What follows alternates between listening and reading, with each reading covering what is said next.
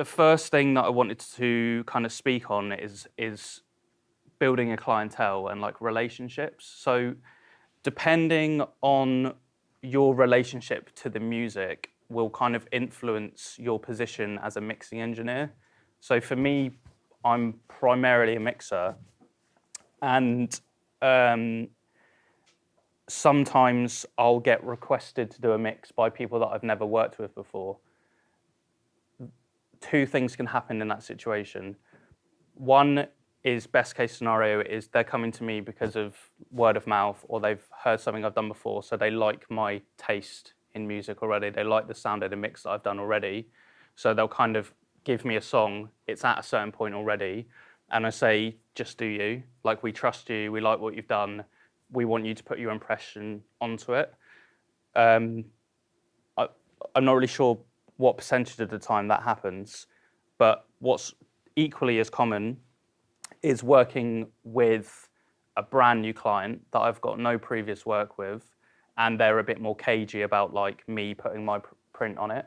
And that's absolutely fine as well. Like, it's important to remember you're being employed and the client is always right, kind of thing, you know. Although it's not always as black and white as that, but it's just about being sensible and being professional when you're in that position. And again, I know you're not here to be lectured on professionalism, but I can't stress enough how much importance goes into being a professional. The mix is a small percentage of if you'll have return clients or not. The thing that I believe gets me return clients is the way that I'm able to interact with them and, you know, bring their vision to where they want it to be. So that is a really important thing, figuring out where you kind of stand in terms of the mix. So are you there to do a 5% job and just get it over the line? They might be really happy with a demo and they just say, you know, I just want it 5% better. Or the mix is a bit of a mess, please help us, do what you can, kind of thing. So figuring that out. And I've just made a note here on professionalism. Be professional. And what I mean by that is, I mean, it's so broad, but, you know, even things like back up your work. Like, when people say, oh, you know, I've just like fucked up here and the file's deleted, or like I didn't do a save as, and all these little things, like when you're working as a mixing engineer with recording labels, like big major labels, if you do that, they won't come back to you. So that, like, those types of fuck ups don't happen at the top level, like at all. And, you know, fair enough, like the big guys, the big mixing engineers like Spike, Sten and Jason Joshua and Manny Marikin, they have teams of interns they will have like one guy just doing backups, or one guy just doing labeling, or one guy just doing color coding.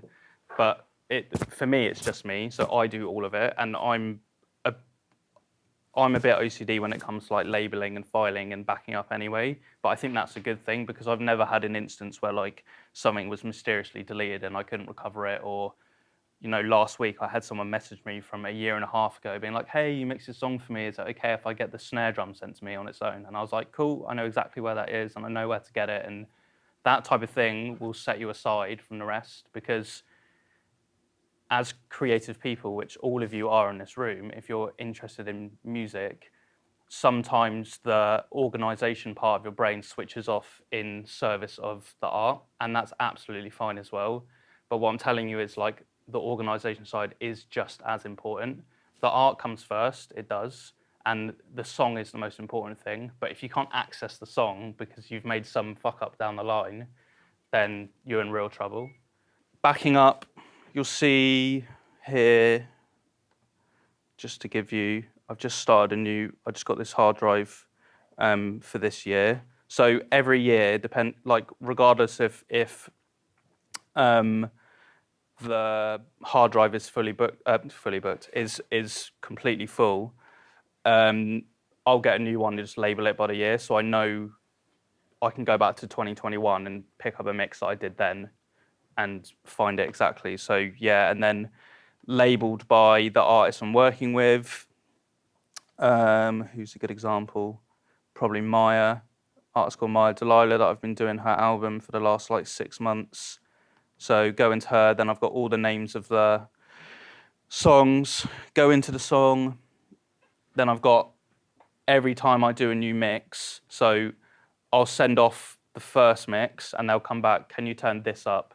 Can you change this part of the vocal? I always resave it as a new reference because you'll get 6 or 7 mixes down the line and they'll say, oh, do you know what? I actually think the vibe of the first mix or the second mix was the one. And if you haven't been doing save as is, you have to like try and remember what you've done 6 mixes ago, and that's so difficult. So things like that. And then I've got all my bounces, mix stems that will be sent to the label, and mixes as well. So like these will be the main mix, instrumental, a cappella, and then a TV mix, which is it's the main mix but with the lead vocal removed, but with all the other vocals. So however you want to do it, there's no right or wrong way to label and organize. Just as long as you know where everything is and how it's labeled, that's the most important thing. Yeah, so just again, I know I'm preaching because when I was at uni, I wasn't fussed about file organization, but as soon as I started working in the studio, it was like the first thing before I even got to touch Pro Tools or like record a vocal or anything. It was like organizing the computer, understanding how that studio has its kind of procedures in order to get to a session, and every studio will be different, and then you can kind of apply that to how you guys want to work, and you'll find what works best for you just as long as you understand it. So that's another really important part of it.